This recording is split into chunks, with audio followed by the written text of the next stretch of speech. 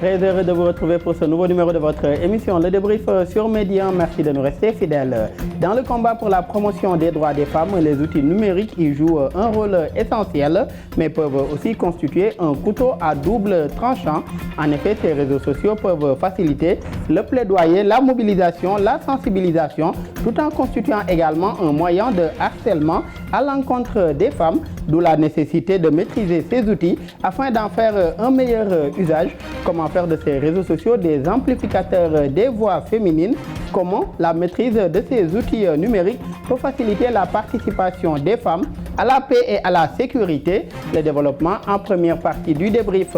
En seconde partie, nous parlerons de la promotion de l'agenda Femmes, Paix et Sécurité et de la contribution des Rifoshi depuis la résolution 1325 adoptée en l'an 2000 par l'Organisation des Nations Unies. La communauté internationale a reconnu que la participation des femmes était indispensable pour le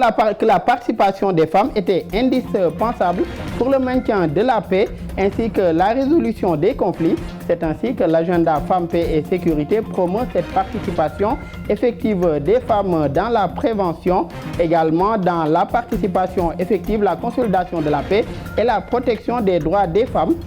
Quelle contribution des Rifoshi dans la pleine effectivité de l'agenda Femmes, Paix et Sécurité? Comment faire face aux défis de la désinformation, des discours de haine et de la radicalisation? Le développement en seconde partie du débrief. Sur ce plateau, pour en parler avec nos invités, M. Sidi Mokhtar Cissé, vous êtes formateur en soft skills, également expert en développement durable. Merci d'avoir bien voulu répondre présent à notre invitation. Merci beaucoup. C'est un plaisir de retrouver Medi 1 pour parler de thèmes qui sont très actuels et des thèmes qui sont véritablement des thèmes porteurs. Merci et je remercie toute l'audience qui est là et qui nous écoute. Et un plaisir et un honneur également de partager ce plateau avec vous, Sidi, et aussi avec Madame Huguette Aplogan Dosso. Vous nous venez du Bénin. Vous êtes la présidente de African Women Leaders Network, Aoline Bénin. Merci également, Huguette, d'avoir bien voulu répondre présente à notre invitation. Merci également. Je salue tous les téléspectateurs. Je salue Medi 1 qui nous offre cette opportunité de venir partager tout ce que nous avons pu engranger lors de ces 2 jours d'atelier et également nos expériences de terrain. Merci. Et je reste d'ailleurs avec vous, Huguette. Quelle lecture est-ce que vous faites aujourd'hui de ce rôle joué par ces outils numériques dans la promotion des droits des femmes? Merci beaucoup. Les outils numériques, en réalité, devraient permettre de faire une certaine visibilité sur les différents acteurs, sur les activités que nous menons, afin que ce soit les populations ou les dirigeants, qu'on puisse communiquer, recevoir ce qui se fait et également détecter très rapidement ce qui peut nuire à l'homme. Mais aujourd'hui, nous pouvons constater qu'en dehors de ce que les gens soient informés, il y a des esprits malveillants qui viennent utiliser ces outils-là pour d'autres fins qu'on ne souhaite pas. Et nous disons également que ces outils, en dehors de ce que ça puisse aider à ces fins-là, sont des outils très importants pour le développement.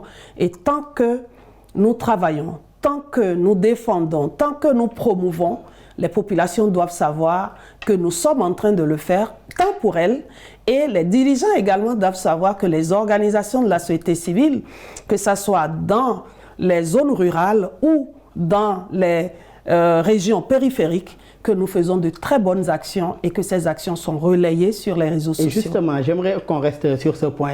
Vous également, vous concernant aujourd'hui en tant qu'actrice de la société civile également, quelle place occupent ces outils numériques dans vos activités de plaidoyer ou même de sensibilisation? Je pourrais dire que c'est une place prépondérante. Tant que vous menez une activité, vous la gardez sous le boisseau, personne ne saura. Tant que vous menez une activité et que vous ne communiquez pas là-dessus, vous n'allez pas vous faire repérer tant par les organisations elles-mêmes, tant par les populations que par les partenaires au développement. Donc ces outils sont au cœur de nos actions et au cœur du développement. Et ces outils aujourd'hui permettent à nos États de voir ce que les organisations de la société civile sont en train de faire sur le terrain et de plus les populations elles-mêmes arrivent à être sensibilisées par tout ce que nous faisons, tous les outils que nous mettons à leur disposition et les différents articles de ces conventions, de ces résolutions que ces populations devraient savoir. Donc c'est pour elles que nous travaillons. Et aujourd'hui, on n'est pas sans savoir que même la femme au village a son petit téléphone et peut également soit écouter à travers les outils voice que nous faisons, ou soit voir à travers les petites capsules, les petites vidéos qui sont réalisées. Donc c'est pour le bien de tous que ces outils sont mis à notre disposition. Et justement, Sidi, vous concernant ces canaux-là ou bien ces médias sociaux, à votre avis, sont-ils juste des outils de communication ou bien des canaux de propagande et autres propagation également des conflits?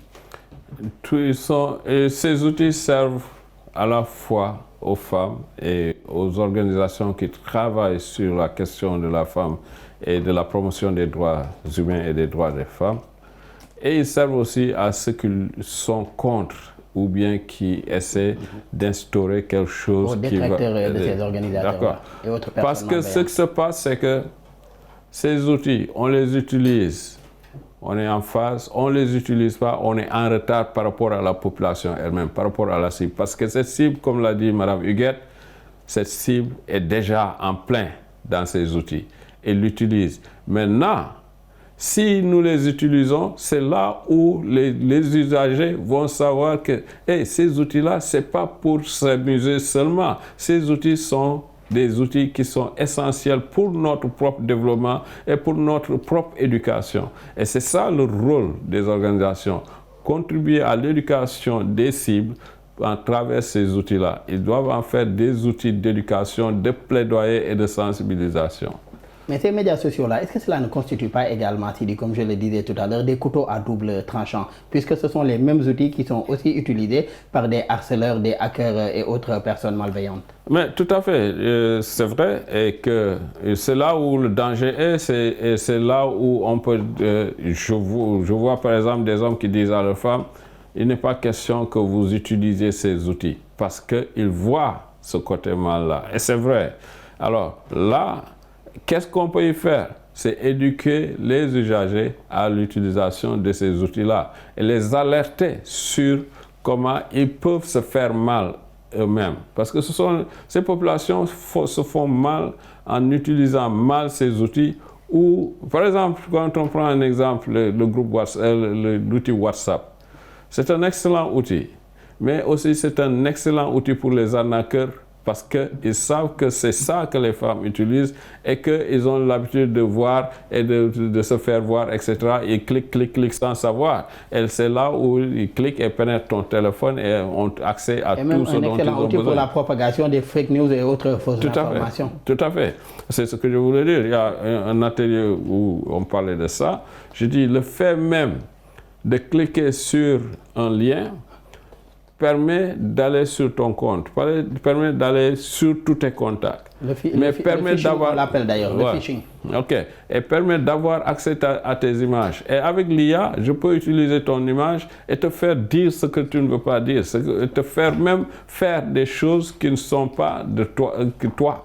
Et c'est là où on peut prendre des leaders qui sont des leaders véritablement énigmatiques, très courus par les femmes, et leur faire dire des choses qui sont à l'encontre de la cause féminine.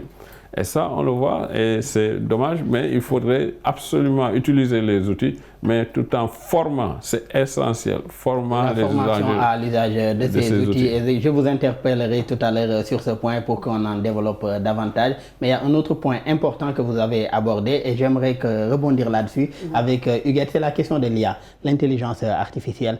Huguette, vous, en tant qu'aujourd'hui femme, membre de la société civile également, avec autant de distinctions pour tous les combats que vous menez, en tout cas pour ces questions-là, quelle place aujourd'hui doit occuper l'IA, l'intelligence artificielle, dans ce combat-là pour les droits des femmes ou pour la promotion des droits des femmes? Merci beaucoup. L'IA, l'intelligence artificielle, cet outil mis à la disposition de tous qui devrait normalement aider à enrichir notre éducation, à enrichir notre culture et à être utilisé de façon efficiente pour mieux nous documenter, mieux préparer nos documentations, nos présentations et tout, pour également mieux nous outiller. Parce que c'est des outils mis à notre disposition qu'on peut utiliser pour affiner le travail que nous voulons faire sur le terrain. D'assistants en quelque sorte. Mais nous constatons que beaucoup l'utilisent autrement. Au lieu de l'utiliser positivement, on l'utilise autrement. Et ce n'est pas mauvais de l'utiliser, mais pour l'utiliser, il faut apprendre à l'utiliser. Aller à l'éducation à l'IA. Et c'est ça le danger aujourd'hui, quand on ne va pas à l'éducation à l'IA, on peut tomber sur tout. Et une perte de temps en allant à l'IA si on ne sait pas exactement ce qu'on va chercher sur l'IA. Donc, de ce fait, nous recommandons aux femmes de voir comment est-ce qu'elles peuvent se former. Donc, l'utilisation, oui, mais utilisation efficiente, utilisation de façon rationnelle pour que ce que vous allez chercher, vous y alliez. Si vous devez aller en profondeur, posez davantage de questions pour aller en profondeur. Et quand vous le prenez, pour ne pas tomber dans le plagiat, pour vous qui faites des documents professionnels, des documents de présentation, des communications et autres, ramenez toujours dans votre contexte, mettez-y votre propre touche et utilisez vos propres citations pour pouvoir enrichir ces documents-là. Je trouve que l'IA, c'est une très bonne chose. Ça peut permettre d'avancer très rapidement sur des sujets. Et je vois des jeunes qui l'utilisent positivement. Quelqu'un qui crée une entreprise, au lieu d'aller prendre un expert à qui il va payer des millions, par exemple, peut utiliser l'IA pour composer toute sa documentation préparée du processus vers la fin. Donc, je trouve que l'IA, c'est une très bonne chose. Mais c'est également un couteau à double tranchant. Il faut faire attention. Pour y aller, il faut se former, utiliser l'outil à bon escient et savoir qu'à la fin, on veut des résultats, mais pas dans la négativité. Justement, un bon outil, mais à maîtriser et à comprendre également, d'où la nécessité en tout cas de se faire former. Mais dans vos différents programmes, vous touchez différentes couches de femmes. Vous pouvez toucher les femmes jeunes, des femmes un peu plus âgées et des femmes aussi en milieu rural. Aujourd'hui, est-ce la même facilité aujourd'hui pour les amener à cerner ou bien à maîtriser cet outil-là, si l'on prend par exemple l'exemple des femmes en milieu rural ou bien même des femmes un peu plus âgées? Je vous dirais qu'on a 3 catégories aujourd'hui. On a les jeunes femmes qui maîtrisent plus l'IA. Et au niveau du réseau Aouline, qu'est-ce que nous faisons? C'est les jeunes femmes qui maîtrisent, qui viennent en appoint aux aînés et utilisent ces outils pour préparer les documents des aînés ou aider les aînés à pouvoir affiner leurs documents pour aller faire des présentations ou même aller sur le terrain former d'autres jeunes. Nous avons en plus les femmes rurales parce qu'on a un domaine de renforcement de l'autonomisation des femmes rurales. Et au niveau des femmes rurales, on ne peut pas dire qu'elles utilisent de façon intrinsèque l'IA, mais elles, à travers les formations qu'on leur donne, peuvent bénéficier de ce que et les aînés et les jeunes femmes ont eu pour venir vers elles maintenant pour pouvoir les former. Tout ce qu'elles peuvent utiliser, c'est déjà leur téléphone portable, faire WhatsApp, aller sur l'autre que nous n'apprécions pas trop, mais qui aide à faire du commerce quand même, mais que nos jeunes femmes utilisent aujourd'hui dans la déperdition totale. Je veux parler de TikTok, mais on retrouve beaucoup plus d'autres sur Instagram et d'autres sur LinkedIn. Et c'est les plus professionnels qui sont sur LinkedIn et utilisent l'IA pour pouvoir mieux faire leurs textes, présenter les activités qu'elles font au jour le jour, mieux structurer également, que ce soit les photos, les articles et autres. Je trouve que l'IA, c'est une très bonne chose, mais il faut se former à l'utilisation de l'IA. Et nous, à Aouline, c'est les jeunes qui maîtrisent mieux, qui aident les aînés à pouvoir bien l'utiliser. Et ce travail en chaîne, en tout cas, que vous faites au niveau d'Aouline pour sensibiliser vos différents membres. Et vous concernant, Fousseydi, quelle lecture est-ce que vous faites de cet outil-là, l'intelligence artificielle, qui aujourd'hui, en tout cas, est en plein dans nos vies aujourd'hui, et incontournable même, on peut le dire. Quelle lecture est-ce que vous faites de l'IA et de la place qu'elle peut occuper dans ce combat aujourd'hui pour la promotion des droits des femmes? Ok, déjà, l'IA... Moi, quand je vois l'IA, je la compare à quand la voiture est apparue en premier. Avant, il te fallait toute une journée pour faire un trajet. Avec la voiture, ça te prend 1 heure de temps. C'est ce que l'IA fait. Un travail qui te prend 2 jours, avec l'IA, ça te prend 2 heures de temps, 1 heure de temps. Voilà le raccourci. Mais il faut savoir l'utiliser. Toujours en faisant l'analogie avec la voiture, si tu as une voiture et que tu roules à 200 à l'heure dans un virage, tu tournes et tu tombes. L'IA aussi, c'est cela. Tu l'utilises à l'excès, mais après, tu ne produis plus. Tu n'as plus rien du tout. Donc, pour cela, il faut toujours la touche humaine.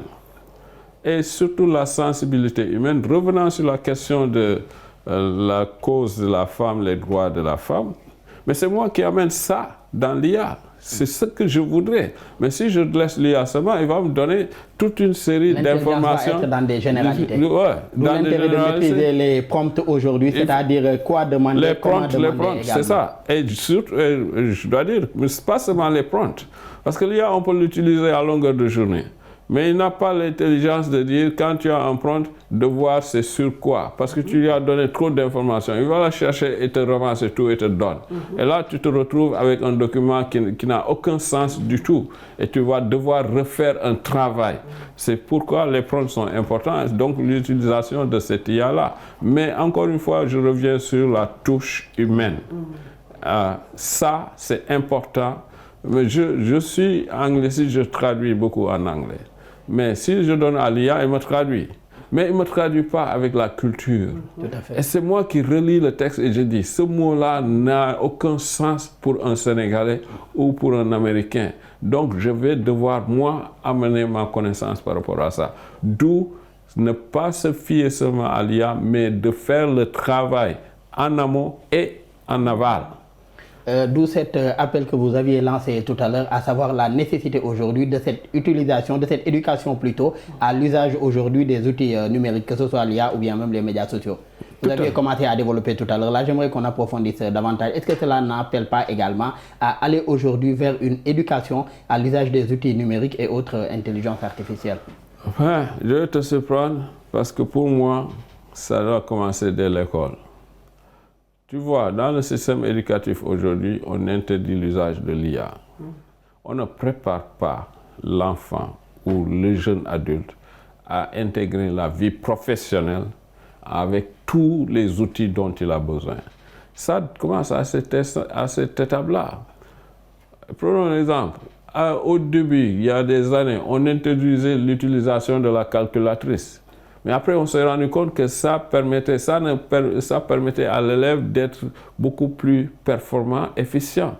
Et on a permis l'utilisation de la calculatrice. Mais il a fallu qu'il comprenne 1 plus 1, comment ça se fait. Mais c'est ça aussi. L'IA, il faut que l'on l'introduise, mais que l'on permette, que l'on sache que cet élément-là, il connaît les bases derrière et il sait faire sans l'IA. Si on ne t'apprend pas à faire sans l'IA, on devient esclave de cette affaire-là et ça ne marchera pas. Donc tout le processus doit être sur cette base-là.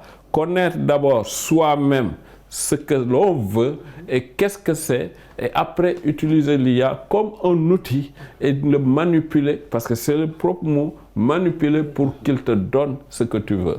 Ma voiture, quand je l'ai, je la mets en première, en deuxième, je vais en montagne, j'étais en 5e, je descends pour me faire donner de la puissance. C'est exactement cela. Il faut savoir manipuler l'outil. Et justement, Huguette, tout à l'heure dans vos développements, vous avez parlé des différentes catégories de femmes avec lesquelles vous travaillez. Aujourd'hui, quelle lecture est-ce que vous faites de la représentation aujourd'hui des femmes sur ces médias sociaux-là? Et les différents usages également qu'elles font de ces médias sociaux? Très bien. La catégorisation est toute faite, hein, c'est la jeunesse.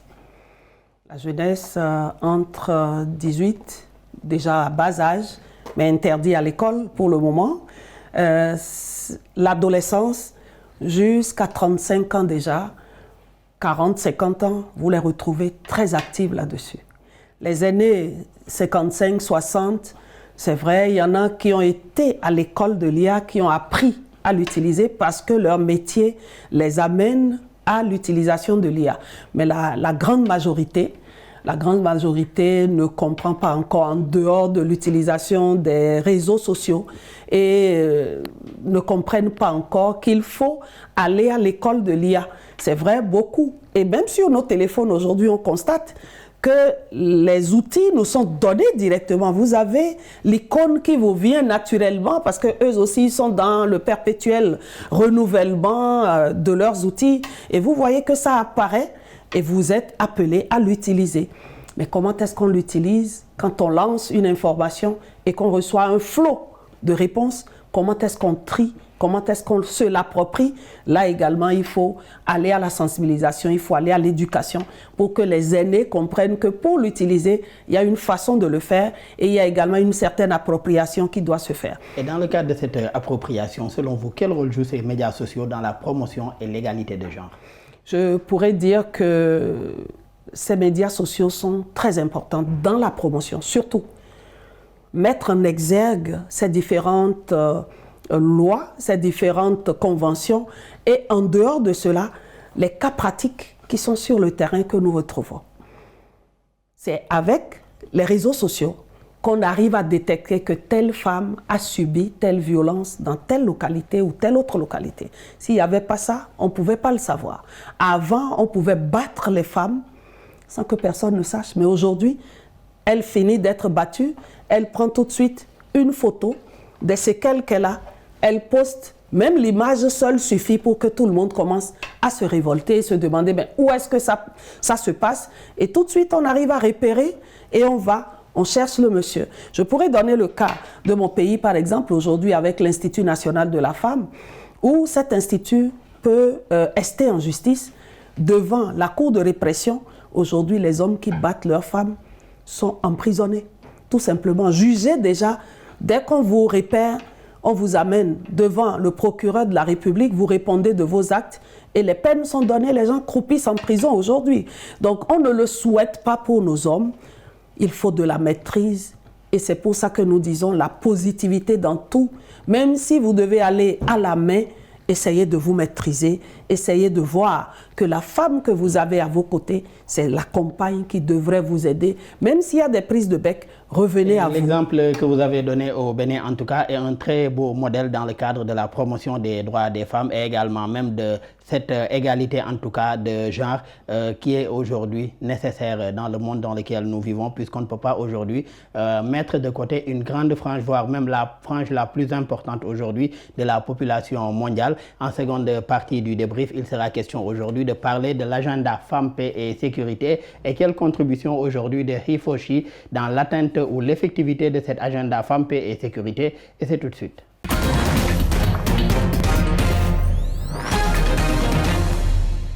De retour pour la seconde partie de votre émission, le débrief.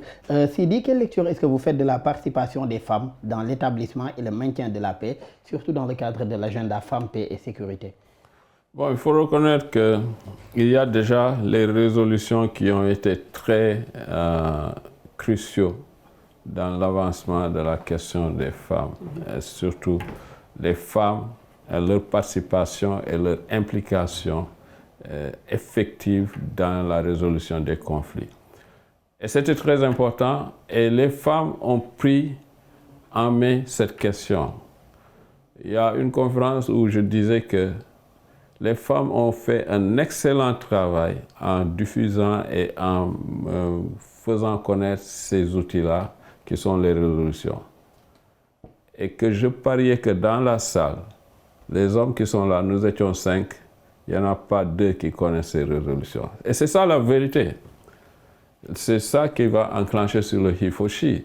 Parce que ces résolutions sont très importantes dans l'évolution de la cause féminine et qui ont été très instrumentaux pour faire avancer beaucoup de choses. Aujourd'hui, dans les missions de maintien de la première, à savoir la résolution 1325 adoptée en l'an 2000 par le Conseil de sécurité de l'ONU. Tout à fait, et qui va fêter ses 25 ans cette année-ci, et qui sera un summum, je crois, et je le sens déjà avec les femmes. Je vois qu'à chaque fois qu'on est dans des sommets ou des organisations, des ateliers, cette question revient et les femmes s'agitent déjà et commencent à travailler d'arrache-pied pour davantage mettre en avant la 1325 parce qu'elle est toujours d'actualité. Les conflits sont toujours là, les femmes ont reconnu leur rôle crucial et la 1325 et les autres résolutions pointent vers ça et ça a fait bouger les lignes au niveau des états-majors de l'armée, au niveau des missions de paix qui ont, et je dois dire que sur ce point-là, l'Afrique a été celui qui a porté le combat véritablement. Peut-être parce que les missions de maintien de la paix se faisaient beaucoup plus en Afrique et ils ont poussé pour que les femmes aient un rôle fondamental à jouer. Et au niveau de chaque État, ça commence à bouger. Je sais qu'au Sénégal, les missions, on met un point pour y inclure les femmes et à des positions stratégiques. Et de plus en plus même, on a eu des missions de maintien de la paix dans certains pays, en tout cas africains, où c'était avec des commandants femmes aujourd'hui qui commandaient la mission de maintien de la paix. C'est ce que je vous disais, avec des positions stratégiques. Ce n'était pas seulement des positions où on est là pour aider, etc.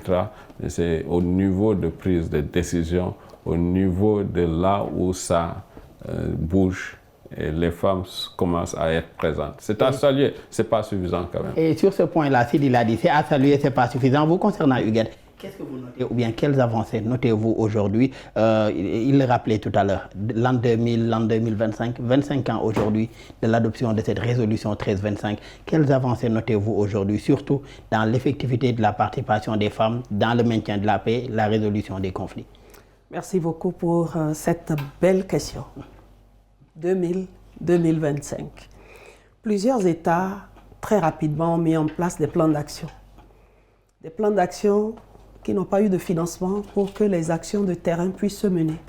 Et dans ce cas, ce sont encore les organisations de la société civile, voyant les difficultés des populations qui se mettaient encore sur le terrain pour aller sensibiliser sur ces différentes résolutions-là, pour permettre aux femmes déjà de connaître leurs droits par rapport à tout ce qui est violence faite aux femmes et leur positionnement dans certaines instances pour que la voix des femmes puisse être entendue. Quand on regarde maintenant les missions de paix, les missions, parce qu'on a eu beaucoup de conflits sur le continent. Vous regardez au niveau de la Centrafrique, au niveau de la RDC, ces contingents et ces différentes missions, vous retrouvez des femmes. Au début, ce n'était pas le cas. Tout à fait. Il a fallu qu'on fasse du plaidoyer à 5 ans, à 10 ans, pour relever que le pourcentage de femmes dans les différentes missions n'était pas suffisant. On les retrouvait beaucoup plus à l'administration, également au niveau de la logistique, mais pas sur le front. Les hommes vous diront on ne peut pas envoyer les femmes au front, on doit les protéger, mais il y a des femmes qui étaient capables, qui pouvaient quand même occuper certaines positions. Il a fallu qu'on commence à hausser la voix, porter le plaidoyer pour que certains pays commencent par envoyer des femmes à des positions stratégiques. Et c'est à saluer. Mais le gros problème qu'on a constaté, c'est que certains pays qui se disaient pays de paix n'avaient pas estimé qu'il fallait mettre des ressources pour que le plan d'action sur la 1325 puisse être mis en œuvre. Et je vais citer le cas de mon pays. J'ai dû, avec les autres organisations, le groupe de travail Femmes, Jeunes, Paix et Sécurité, mettre la pression sur nos gouvernants pour que le plan d'action soit adopté déjà en Conseil des ministres et puis qu'on puisse mettre des ressources à disposition. Mais on retrouve beaucoup plus les organisations de la société civile sur le terrain. Et justement, j'aimerais qu'on reste sur ce point, Huguette. Vous l'avez rappelé, le plaidoyer aujourd'hui, ou bien les avancées qu'on a connues, surtout dans le cadre de cette résolution 1325, on doit beaucoup à ces organisations de la société civile que vous êtes. Et comme vous l'avez rappelé, la situation au Bénin, c'est à peu près la même dans la plupart de nos pays africains, à savoir que la résolution aujourd'hui, ils l'ont adopté, mais les plans nationaux tardent toujours. Les plans nationaux existent, mais pas de ressources et pas de plan, en tout cas clair aujourd'hui, où va ce plan, comment sera financé et tout. Comment amener aujourd'hui ces pays-là à donner du contenu également et à soutenir ces plans d'action nationaux-là, puisque c'est là où le bas blesse. Merci beaucoup. On a dû capitaliser ce que les organisations de la société civile ont pu faire. Mais ces pays aujourd'hui doivent constater que si ces résolutions étaient mises en œuvre, il y a des conflits qui ont éclaté, qui ne devraient pas l'être. Et nous sommes obligés de leur rappeler tout le temps que si les femmes sont autour de la table de décision, il y a toujours une paix qui règne. Si les femmes sont aux côtés des hommes pour la prise des décisions, on va leur rappeler que là où vous allez là, faites attention, ça peut dégénérer. Si les femmes arrivent apporter un certain nombre de messages, on arrive toujours à canaliser ce qui peut amener vers des conflits. Voilà pourquoi le plaidoyer aujourd'hui, c'est de dire que dans les budgets, lorsqu'on les élabore, qu'on prévoit en même temps ce qu'il faut pour que les questions de paix, de sécurité, de lutte contre les violences basées sur le genre, puisque c'est ça, les différents volets, doivent être prises en compte dans les budgets pour permettre au ministère de la femme, puisqu'à travers ces ministères qu'on met en place les résolutions 1325, que ce ministère soit à même de donner des ressources aux organisations sur le terrain pour pouvoir aguerrir les femmes, en plus porter le plaidoyer lors des différentes désignations pour la participation des femmes au processus de prise de décision, que ça soit même dans les instances de gestion du pouvoir, que ces femmes soient autour de la table pour porter la voix des femmes et porter la voix de tout le monde, puisque c'est de ça qu'il s'agit. Et ce qui pourrait donner en tout cas une meilleure utilité, si je peux le dire ainsi, de nos plans d'action nationaux en tout cas, dans le cadre de l'application de cette résolution 1325, et ce qui pourrait également permettre à nos États de capitaliser toutes les actions de terrain que vous menez également en tant qu'actrice de la société civile. Et Sidi, vous concernant, vous êtes coach en soft skills, je le disais dès le début, également expert en développement durable. Vous travaillez beaucoup avec des organisations de femmes et de jeunes également dans vos missions. Rifoshi, c'est une campagne également mondiale de la solidarité pour l'égalité des sexes qui a été lancée en 2014 par l'ONU pour aujourd'hui l'égalité des sexes, je le disais tout à l'heure. Comment cette campagne peut contribuer aujourd'hui à renforcer le rôle des hommes dans la promotion des droits des femmes? Ok. Je peux prendre une minute pour ajouter quelque chose. Allez-y, c'est l'objectif également, cette interaction. Parce que sur la 1325, ce qu'on ne soupçonne pas ou ce qu'on ne voit pas, c'est l'impact de la 1325 sur le changement de paradigme et de vision sur le rôle de la femme dans la production culturelle. On voit les films. J'inviterai les étudiants à faire ces études-là, ces thèses-là. Les productions de films jusqu'en 2020 et après les productions de films après 2020, on voit le rôle de la femme beaucoup plus renforcé dans ces films-là, surtout dans les films de guerre. On voit les femmes maintenant qui jouent des rôles d'héroïnes et on voit des femmes de premier plan. Et on le voit aussi en Afrique, les films africains, où on voit les femmes qui jouent le rôle de médiatrices, etc. Cette 1325 a eu un impact sur le mindset des créateurs culturels. Ça, c'est la parenthèse sur ça. Deuxième chose, le he for she, c'est un concept, il faut le reconnaître, c'est un mouvement qui est à l'origine, c'est l'ONU Femmes. Parce qu'ils ont fait un constat que la cause féminine, les hommes étaient absents. Et que la cause féminine ne peut pas prospérer sans toute la société. Les hommes constituent 49% de la société. Et je me rappelle quand j'étais étudiant, il y a une des femmes avec qui je sortais qui me disait « Sidi, toi tu es macho et tu te rends compte que ce que tu as appris tu ne l'appliques pas. Parce que tu sais très bien qu'en démographie, on t'a appris que les femmes représentent 51% de la population. Et tu ne parles pas aux femmes, donc tu perds beaucoup de choses. » C'est exactement la même chose aussi. On ne parle pas aux hommes, on ne les implique pas, on perd beaucoup. Et il y a beaucoup d'opportunités qui se présenteront. Maintenant, comment ça se passe? Le Hifoshi a été lancé et c'est pour amener les hommes à intégrer la lutte pour les droits des femmes, pour l'égalité des sexes. À partir de ce moment, on dit que l'homme, moi en tant qu'homme, je dis, si je vois mon cousin, mon neveu, c'est là où j'ai un rôle prépondérant à jouer que la femme ne peut pas jouer. Dans nos cercles d'hommes. Mais ce que je peux dire à mes pères, la femme ne peut pas le faire. Et c'est là où je peux embrigader beaucoup plus de gens vers la cause de la défense des droits des femmes. C'est un des rôles de l'homme. Okay? C'est passer à l'action. C'est cette action-là. Et faire le plaidoyer. Le Hifoshi aussi demande à faire un plaidoyer. Et il ne faut pas oublier que c'est pour la défense des droits des femmes. OK? Et je me rappelle à Banjul, on disait, quand moi je m'active sur les droits des femmes, il ne faut pas se dire que je vais vers le féminisme, etc. Non, c'est le droit des hommes, le droit humain. Parce qu'on ne peut pas ignorer les droits des femmes. En résumé, défendre les droits des femmes, c'est également défendre les droits humains et défendre l'humanité, défendre les droits humains. J'aimerais qu'on poursuive sur ce que vous êtes en train de développer, Sidi. Vous l'avez dit tout à l'heure, en tant qu'homme également, dans vos cercles, vous êtes plus apte aujourd'hui à amener ces hommes à mieux comprendre le rôle qu'ils peuvent jouer dans la promotion de ces droits des femmes. Mais le Hifoshi également, cette campagne, est-ce qu'il ne faudrait pas la cultiver aussi dès la base? C'est-à-dire dans le milieu familial, au niveau même de la socialisation. Puisque dès la socialisation même, on a tendance à orienter différemment nos fils et nos filles. Est-ce qu'il ne faudrait pas, dès la socialisation, leur inculquer aujourd'hui ces valeurs-là? Tout à fait, parce que le Hifoshi, il a aussi, c'est un des aspects, c'est amener les hommes à revoir les rôles stéréotypés de la société qui engendrent ces inégalités. Parce que si moi, homme, je commence à avoir une autre vision du rôle dans lequel on me campe, la société me campe, et là, je vais pouvoir remettre en cause. Parce que c'est un truc fait de société. Et il faudrait que la lutte soit faite au niveau de la société, au niveau de la communauté, etc. Et il faudrait remettre en cause ces stéréotypes. Et c'est des stéréotypes qui sont au désavantage de la femme et qui creusent les inégalités.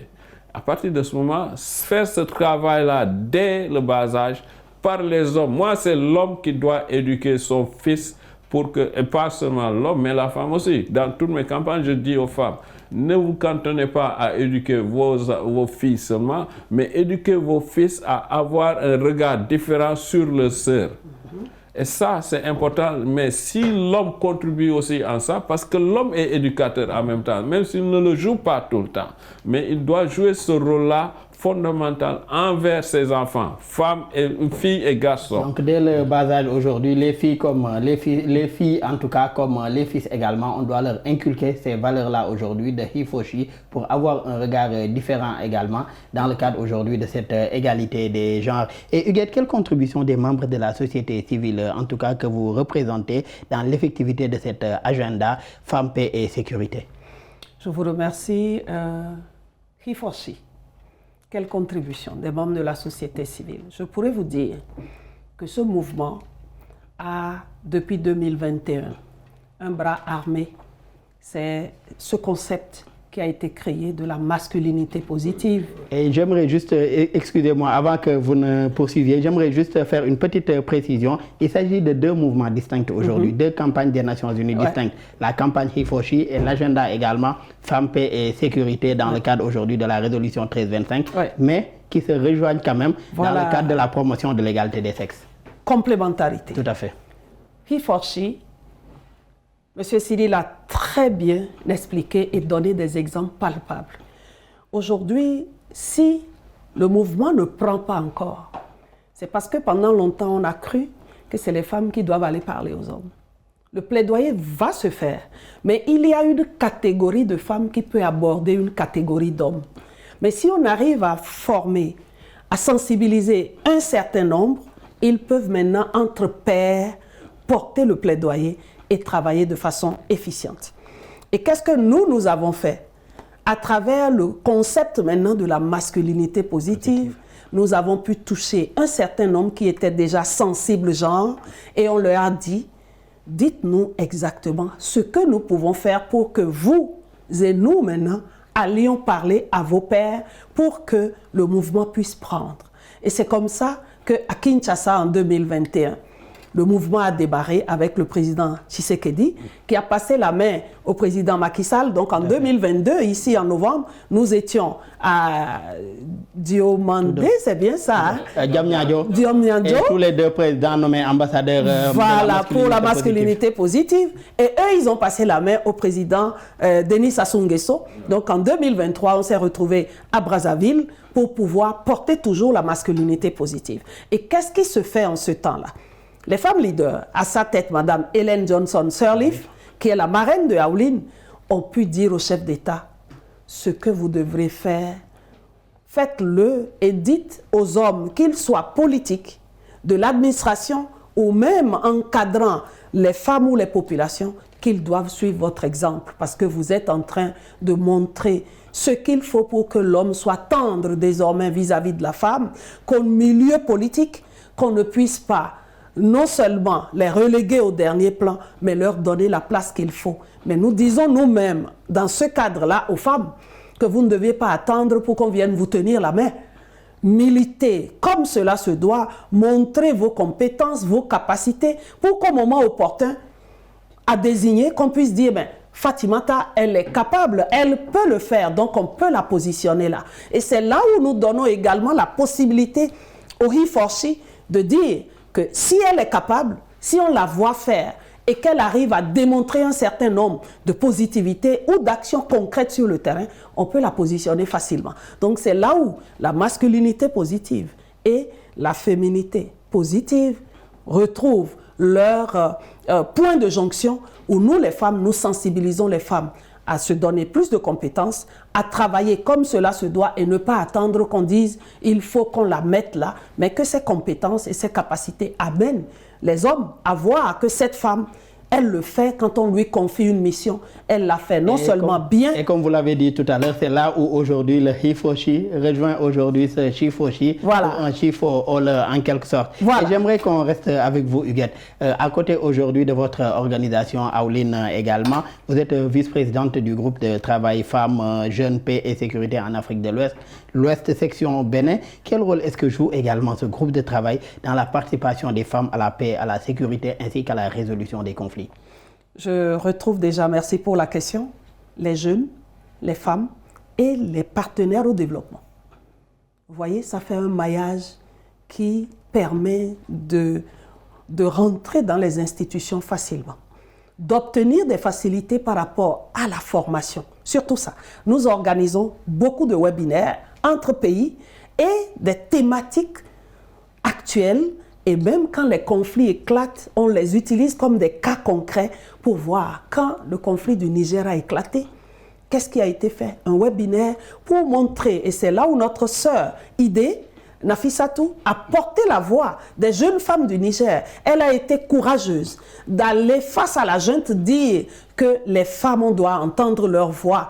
On n'a pas eu de ministère de la femme quand vous avez formé le gouvernement, donc il faut que ONU Femmes et le reste puissent montrer à la junte que les femmes ont leur place. On a dit un ministère de développement qui devait couvrir le reste. Donc, vous avez vu que... Beaucoup de partage de bonnes pratiques également. Très bonnes pratiques. Et les jeunes sont là, donnant la main aux aînés et partageant également les expériences. Et c'est là où le groupe de travail Femmes, Jeunes, Paix et Sécurité est très important. Non seulement renforcement de capacité, mais les partages d'expériences et en même temps ce plaidoyer vis-à-vis des partenaires qui sont proches des gouvernants et qui peuvent aller parler aux gouvernants. Donc c'est vraiment un maillage qui est très important. Et cet outil, on voudrait bien qu'il soit actif dans tous les pays pour permettre aux organisations de la société civile d'être plus proches des partenaires et en même temps être plus proches des gouvernants. Parce que si on veut porter un plaidoyer, on le souffle rapidement aux partenaires au développement qui ont la possibilité d'aller voir rapidement les chefs d'État. Cela pourrait davantage faciliter en tout cas le travail de ces organisations de la société civile là. Merci. Et Sidi, comment la promotion également de ce He4She là peut renforcer également ou bien aller vers le renforcement effectif aujourd'hui de la participation des femmes au processus de paix et de sécurité grâce surtout à ce concept-là qui est le He4She? Parce que tout simplement on lève les blocages. Les hommes sont les blocages. Il faut le reconnaître. Dans les partis politiques, les hommes sont les blocages. Au niveau de l'armée, les hommes sont le blocage. Au niveau de l'État même, où les décisions sont prises, les hommes sont les blocages. Ce sont eux qui prennent les décisions sans avoir un filtre genre, un filtre femme. Il le faut. Ce filtre-là, si long, et c'est le He4She qui permet d'installer. Il faut l'installer, cette puce, sensibilité à la femme, aux besoins de la femme, sensibilité à l'égalité. Je mets l'accent là-dessus, l'égalité entre les hommes et les femmes. Cette égalité, en Afrique, on dit ça n'existe pas, mais quand on parle d'égalité, c'est mal savoir qu'est-ce que c'est que l'égalité. C'est un thème de moi, j'ai le droit de faire ceci. Tu as le droit, j'ai le droit. Quel que soit le sexe. Nous avons les mêmes droits, comme on dit, devant Dieu et devant les hommes. Ouais, tout à fait. Donc, si on le hifoshi, le travail doit être fait au niveau de ce hifoshi. Ils sont les ambassadeurs de tout envers les autres hommes. La notion de pair, pair teaching, pair sensibilisation, elle est importante parce qu'ils ont beaucoup plus de coudées pour agir sur ces hommes et lever les obstacles. Lever les obstacles, je l'ai dit tantôt, c'était que moi, en étant hifoshi, j'ai un autre œil sur notre société, comment elle perpétue les inégalités. Et de ne pas contribuer à la perpétuation de ces inégalités, déjà au niveau de ma famille, au niveau de moi. Je suis père de famille, je suis papa. À ce niveau-là, c'est un rôle que je joue. Et si maintenant ça fait tache d'huile, on lève les obstacles petit à petit. Le monde ne s'est pas fait en un jour. C'est vrai, mais il faut commencer. Et le hifoshi est pour commencer cela, pour mettre les hommes, les embrigadés, les mettre on board. Venez. Et ça, il y a une critique qui est faite sur ce concept de hifoshi, c'est de dire que les femmes, si les mouvements de femmes, s'ils commencent à s'appuyer sur le hifoshi, ça veut dire qu'ils abandonnent le combat et ils disent que nous dépendons des hommes pour... Ça, cette critique, je l'entends, mais c'est... Ce qui n'est pas le cas et ne tient pas la route, comme vous le dites. C'est beaucoup plus une complémentarité aujourd'hui entre hommes et femmes. Malheureusement, nous en sommes à la fin de cette émission. Cela a été en tout cas un plaisir et un échange très enrichissant avec tous les deux. Je rappelle que nous recevions M. Sidi Mokhtar Cissé. Vous êtes coach en soft skills, également expert en développement durable. Vous formez beaucoup de femmes et de jeunes également sur ces questions-là. Merci, ça a été vraiment un immense plaisir de partager ce plateau avec vous là, M. Cissé. C'était le plaisir pour moi, surtout de partager le plateau avec Huguette, que j'apprécie beaucoup. J'ai appris à la connaître et ses idées, je les connais et qu'elle m'enrichit. Ça m'enrichit beaucoup. Merci également à Huguette. C'est aussi me concernant un immense plaisir également de vous avoir reçu sur notre plateau. Vous étiez à Dakar pour un court séjour, mais n'empêche quand même vous avez aussi répondu présente à notre invitation. Je rappelle que vous nous venez du Bénin, où vous êtes la présidente de AWLIN, African Women Leaders Network. Merci quand même pour cette disponibilité et pour ces échanges enrichissants que nous avons eus. Tout le plaisir était pour nous, surtout avoir des sommités devant moi et tous ces débats qu'on a pu échanger ensemble. Et vous également, je trouve que vous êtes un journaliste émérite avec beaucoup de connaissances. Merci également pour cette générosité-là. Merci à nos collègues de l'équipe technique pour les facilitations et pour la réalisation de cette émission. Merci à vous tous qui nous suivez et très bonne suite de programme sur nos antennes.